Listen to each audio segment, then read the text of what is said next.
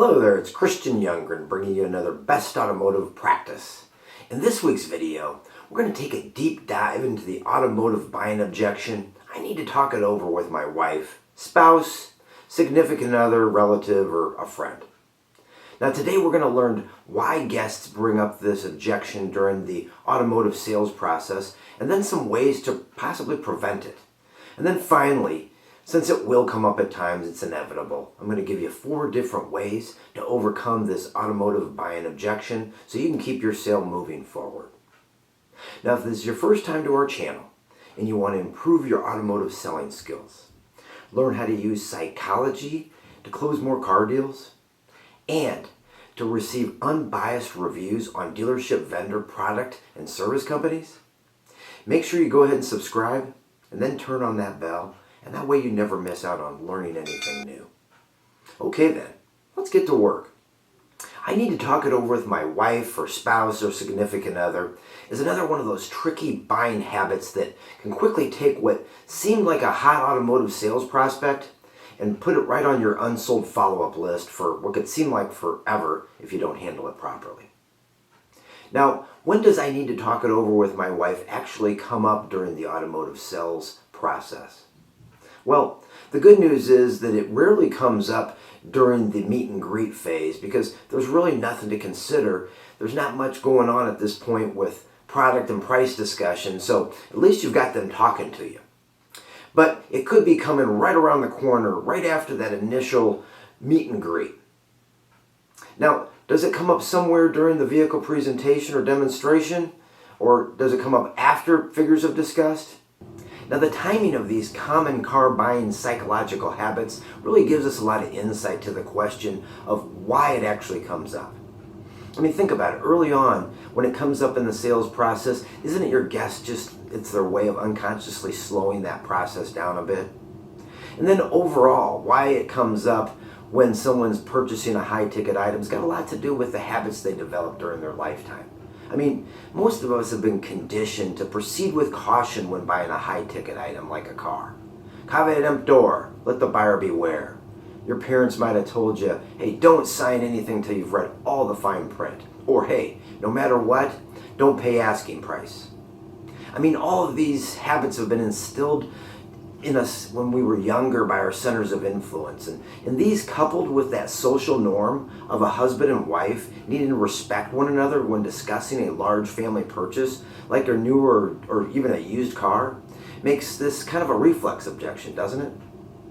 And if we know it's a reflex objection, shouldn't we be able to anticipate it so we could possibly try to prevent it? So one way we could possibly prevent this objection from coming up at all is to pre-address it first, before the guests had a chance to even bring it up. So what if, for instance, during our investigation step, we asked our guest Joe, we said, hey Joe, will you be the only person who will be driving this new Traverse, or will other family members be using it as well? Joe says, well, my wife will probably use it sometimes when she takes a long trip and when she goes and picks things up, large items up. And you say, well, Joe, you know what? If you're like me and my wife, we usually sit down together and talk about a big purchase like a car. And we figure things out like equipment, color, what we can fit in our budget. Is that kind of how it works at your house too? Joe's going to say, yeah, that's what we do. We sit down and figure things out like that. And he said, well, great. It seems like you've already talked to your wife about it. And let me ask you this. If we do end up finding a car you like, and it's affordable, would you be able to pull the trigger today, or should we go ahead and get a hold of your wife right now? Okay then.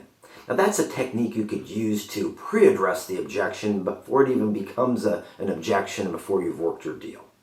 But let me give you a few word tracks that you can use if I need to talk it over with my wife or husband comes up after you've presented figures. Now this first one I call the money or the car. And I really like it because it can help you rephrase price into budget if that's what they choose. So it goes like this. You'd say, your guest would say, hey, you know what? I need to talk it over with my wife and I'll get back to you tomorrow, okay? And then you want to start off by clarifying. Say, hey, I totally understand. Happy wife, happy life, right? Let me ask you a question. If she said no, what would she say no to? Would it be the money part or the car itself? Now, if it's the car, you're going to need to start over and select something else, but most likely it'll be money. And then you could just rephrase and goes, hey, yeah, well, I get it. It sounds like me and everyone else. Sounds like you guys are on a budget. Am I right?